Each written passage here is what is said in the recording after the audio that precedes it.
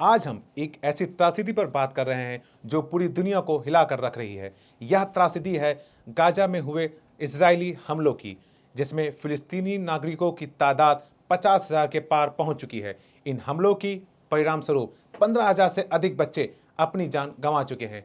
आखिर क्यों गाजा के लोग और पूरी दुनिया इस युद्ध के काले पक्ष से जूझ रही है? क्या है इसके पीछे का कारण और कब तक हिंसा जारी रहेगी? आइए जानते हैं इस पूरी रिपोर्ट में। नमस्कार, मैं मनीष चौरसिया और आप देखना शुरू कर चुके हैं 24 अड्डा न्यूज।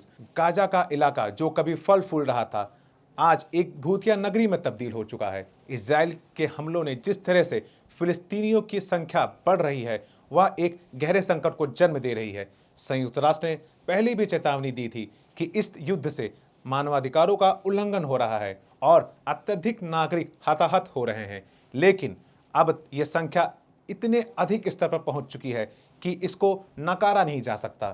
50,000 से ज्यादा फिलिस्तीनी नागरिकों की मौत का आंकड़ा अब सिर्फ एक संख्या नहीं, यह एक ऐसे परिवार की टूट फूट और पूरे समाज की पीड़ा का प्रतीक है जो पूरी दुनिया के लिए सवाल खड़े करता है। आपको बता दें, इजराइल और फिलिस्तीन के बीच चल रहे इस संघर्ष की शुरुआत 20 के दशक में भूमि विवाद पर चालू हुआ था, जब 1947 में संयुक्त राष्ट्र ने फिलिस्तीन को एक यहूदी और एक अरब राज्य में विभाजित करने का प्रस्ताव दिया था।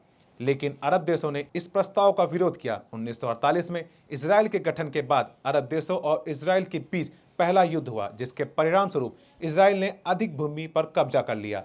इस युद्ध के बाद से अरब देशों के साथ इजराइल के रिश्ते खराब हो गए और फिलिस्तीनियों को उनकी ही जमीन से बेदखल कर दिया गया। और अब हालिया संघर्ष ने जिस तरह से कत्ल के इस मंजर को बढ़ावा दिया, उसने पूरे मध्य पूर्व को हिंसा और दुख का गढ़ बना दिया। इस संघर्ष में सबसे अधिक प्रभावित वे मासूम लोग हैं जिनका इस युद्ध से कोई लेना देना नहीं है। गाजा में लगातार हो रही हवाई हमलों और जमीनी सैन्य कार्रवाइयों ने पूरे क्षेत्र को तबाह कर दिया है। विशेष रूप से बच्चे इस संघर्ष का सबसे बड़ा शिकार बन रहे हैं। फिलिस्तीन के स्वास्थ्य मंत्रालय के आंकड़ों के अनुसार गाजा के 15,000 से अधिक बच्चे इस युद्ध में अपनी जान गंवा चुके हैं।